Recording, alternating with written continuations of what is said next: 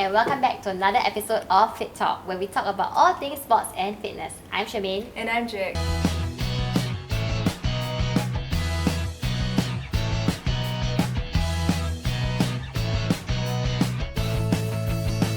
Welcome back to Fit Talk. I'm Chermaine. Today, joining us, we have two Singapore Marathon representatives. So we have Richard and Shing Ling here today. Yay, welcome! I'm Richard, I'm 23 this year. I'm currently a year 3 student studying sociology at NUS. Hello, I'm Shing Ling. I'm 26 this year and currently working as a software engineer. Today, we are going to dive into the common misconceptions, setbacks, talking about young athletes that we should keep a lookout for, and also how it's like representing Singapore on the international scene. So Richard, you are one of the youngest runners in the distance marathon category. You know, there's a myth, right? I don't know if it's a myth or not, but there's this thought that distance running is for older or more mature athletes. What do you think about this sentence? Back in the day when technology was not as common, it's a lot harder for athletes to dive into shorter distances and the marathon at the same time. But now with like the recovery products such as like our electrolytes or protein, even like super shoes, it's actually very easy for athletes, like younger athletes, to try out performing in the marathon and then also doing well in like the shortest distance in the 5 and 10K. And actually, if you take a look in like the local context, like two of our fastest marathoners, Rayong and Mok Ingren, so they actually got their gold medals when they are like 24 and 25 years old. Okay, so do you think like being younger gives you an advantage? Like, because like, you know, when you're older, obviously your other parts of your body start to like slow down, your metabolism slow down. So do you think it gives you an advantage? I think for marathon distance-wise, age, being younger doesn't give an advantage. It's more like if I'm younger, then I start endurance training earlier and start building my mileage earlier. So I think for marathon-wise, age would be, years of experience would be a better comparison rather than age. I think both of you have shared like the amount of things that you all have to balance, right? Do you think it's like really hard to balance, you know, training and of course, you know, like you said, like your school and work, and then of course maybe even time with your friends, family and loved ones? Do you think it's difficult to balance that? Because, you know, a lot of people only see the front end of marathon training. Do you think they don't really see the back end or the behind the scenes? Yeah, so what do you think about like balancing all of that? Or rather, you want to mention like what kind of setbacks do you face when you're training for a marathon? For marathon training-wise, you definitely have to put in a lot of mileage, a lot of time. So you definitely have some, you gotta prioritize your schedule, then have some sacrifices. So like after work, sometimes my friends will hang out, but then I cannot hang out with them because I have to do a run. Yeah, so I think it's really about managing your schedule and prioritizing what you value more. Like, okay, your friend asks you, okay, Friday night, so you will say no lah. Or Saturday. Actually, Friday nights are okay because because Friday nights I don't need to wake up for work the next day. So what I'll do is I'll go out. Then after I come back, then I'll do my runs at like 2 a.m. or something. That's her secret to training. No wonder I never see her on Saturday morning. Saturday morning, everyone doing more, I never see at her. 2 a.m. already. Yeah. How about Richard? Do you have any setbacks when you're training? I would like to think that I have training, studies and social life checked out in my life. But you realize training, studying and social life ultimately all comes back to like the same group of friends. Like, you're like running with your friends, but you're also hanging out with the same group of running friends, right? So I think in that sense, when all my friends that are non-runners ask me out, like I will have to really pre-plan in advance. Sometimes they might not understand like why I can't go for dinners because I'm probably doing an evening run like 6 times a week. Just you mentioned about setbacks, right? Yep. Because I think marathon training is, like you mentioned, a lot of commitment. Have you ever had any experiences with like, you know, injuries or like very, very tough sessions where you feel that, oh my God, I really cannot do this? And how do you deal with like overcoming all this? For me, I actually have very weak mentality. So when I feel like, oh, this is getting too tough for me, I'll just not finish the workout. But I think that because I find that it's okay because you can always do another workout. Then if you don't do well in a race, there's always another race to run your personal best in. Yeah, so I don't think that I will feel down if I never run a race properly. And I've been very fortunate to not have been injured. I always go by a rule where I only dwell on a session, a workout, for 24 hours. And then for races, it's sometimes a bit more intense, so I give it 48 hours. Then after that, I will just go on with life and then carry on with training. Because like, to me, whether your race go well or not, you have to understand that the 3 months of training is still fitness to your body. So you definitely have gained something out of it that you can probably put it into further races. We're going to move on to another topic, which is about younger athletes in Singapore. So I wanted to ask both of you whether you have anyone in mind, like a younger athlete that we should look out for in the upcoming SEA Games. Or even non-Singaporeans, like in the upcoming SEA Games, do you feel like you have any other athletes that you are keeping an eye out for? Yeah, just any younger athletes that you know of or you look up to. I think recently I came across this athlete he's a Malaysian, and he's running times that are like way faster than our national records. And the best thing is, he's only 20 this year. It's this guy called Christian Tang. He's based in UK, so I've just been following his social medias, and I'm just like seeing how he has progressed very quickly. And I think one thing that I really learned from him from just watching his social media posts is like, he feels always thirsty for more. Like he's always relentless to try and like make the bigger step, trying to get faster with training daily. So I think that's something that I will want to take in to my own training, focusing on like wanting to be better every day. Okay, so let's zoom into that SEA Games moment, right? So when you step onto that start line wearing that red and white kit, right, how do you think you feel? Or have you ever thought that throughout your entire running journey, did you ever think that you would be representing Singapore at the SEA Games? I think it feels surreal, like wow, I actually managed to do it.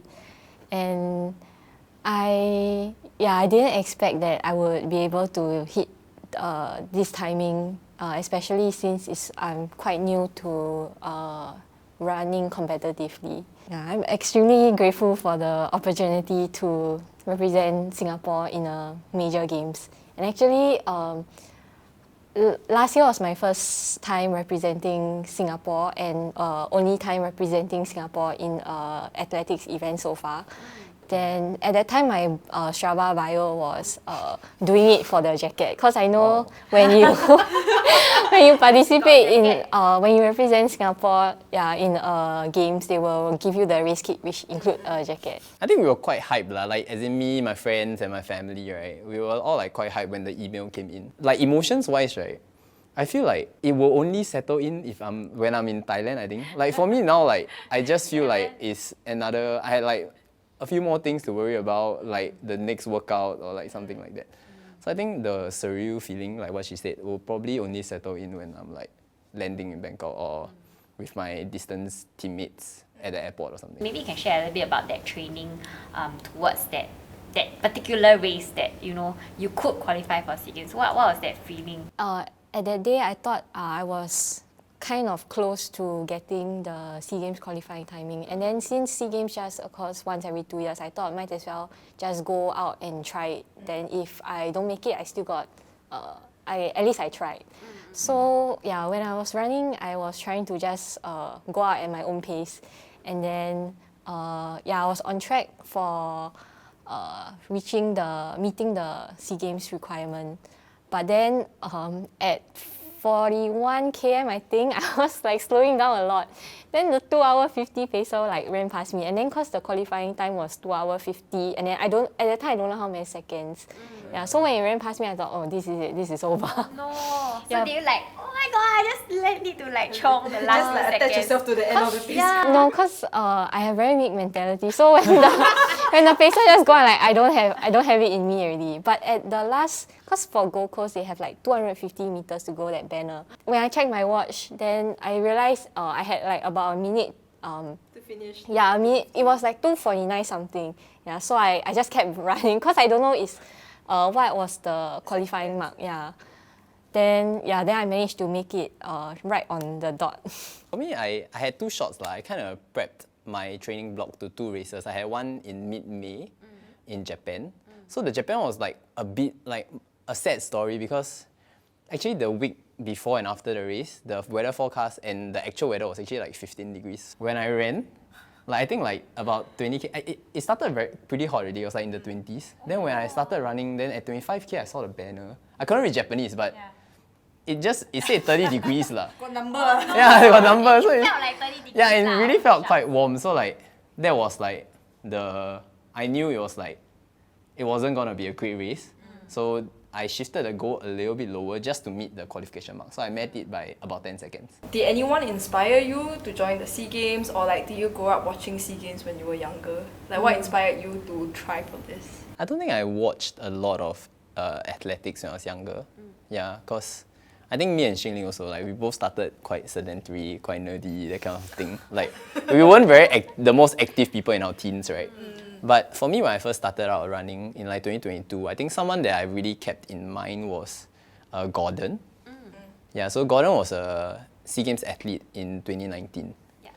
I didn't watch him in 2019, but I knew he was in the SEA Games in 2019. And then he gave me a lot of help. He offered a lot of advice when we were just running together and chit-chatting, having dinner. So he did give me a lot of advice as I was slowly running from a 3-hour 20 marathoner to a 2:57 and where I am now. So I think Gordon is someone that I always look towards when I'm pursuing faster times. I think in 2015 they held the SEA Games in Singapore. So my friend managed to get tickets for one of the events. So I went to watch there were a couple of events that happened that day, but I couldn't remember.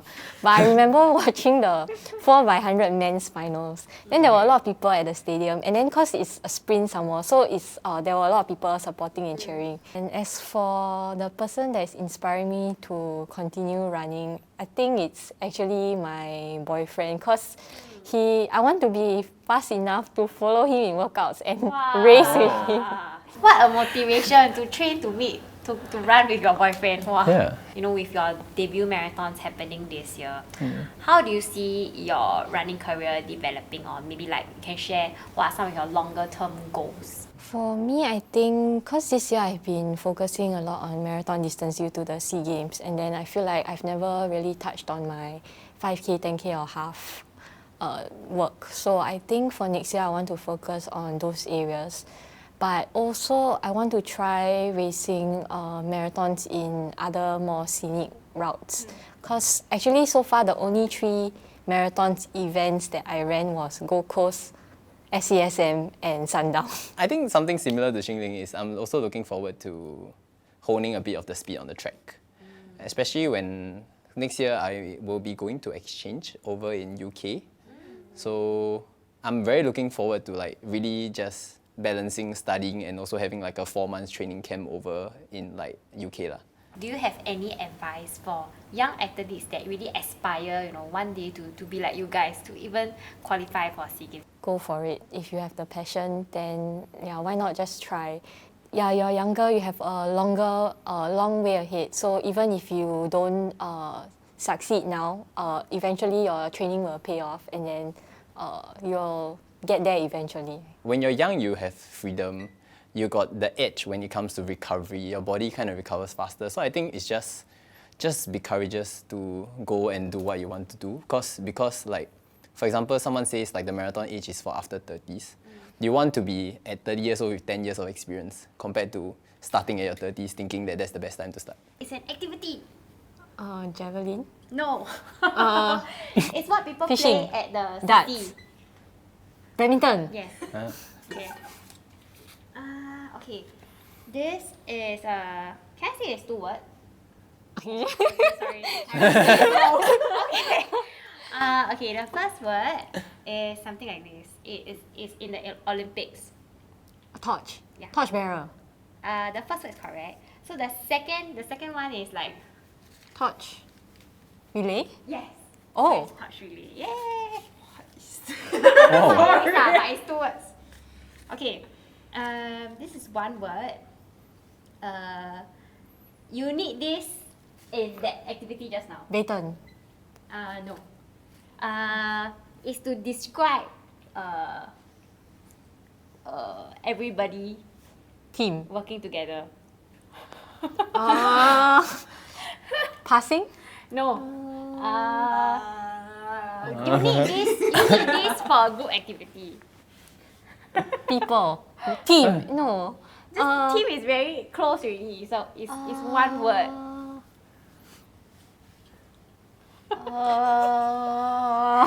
Athletes. Can I skip? Must finish all. Yes, Can I can skip? Okay. Can come back later. Okay, this is something that you hope you will get. Medal. Podium. Yes, podium. We heard it right here. Yeah, I can try again. Okay, so just now you were very close. You need this in a group activity. Your boss always say, you all must have this together. Team spirit. No. Along the lines. You need this in a relay. You need this in a group activity. Okay. Teamwork. Oh. 4.5. You want to describe? 4. Any changes? No description. No, you can go for The it. mark to pass is 4. 4, okay. Okay, can. Okay. Okay. No, suddenly I'm very nervous. I must sit. No need. It's okay. You ready? I'll start the timer. Yes. 3, 2, 1. I can't be easier. Swimming. Yes. Yes. Wow. Okay, nice. Describe it. Wow, this one is. I'm gonna do it literally. Can opening. Second word. Opening. Uh-huh. Opening ceremony. Yes. Yes. Sorry, not really true. Wow. Describe. There's elephants over there. There is mango sticky rice over there. Thailand. Bangkok. Oh. This one. Ping pong ball. It will bounce. There's a pedal. Ping pong ball. Pedal ball. Huh? Ping pong ball. Ping pong ball. It has to bounce on the surface, and then you have a pedal on your hand. Ready? Wow. Let's skip. Wow. Let's skip this first. We'll be back to this. Okay, this one is something that we sing every morning when you're in school. National anthem. Anthem. Anthem. Yes. Oh. Correct. Okay, back to the ping pong. Last one. Ping pong ball. Ping pong ball? Orange color ball. I don't know how to describe this. It has to bounce on the surface. But then someone will use a paddle and hit it over the net. That's table tennis. Yeah. Huh? Yeah. Oh. Okay. Thank you so much, Richard and Shing, for joining us on this episode today. We'll definitely be happy to cheer you guys on at the SEA Games. And to those of you who are joining in online, remember to follow our Spotify and our brand new YouTube channel as well. Yay! And just follow us for a lot more athlete stories. And we'll see you at the next episode of Fit Talk. Bye. Bye.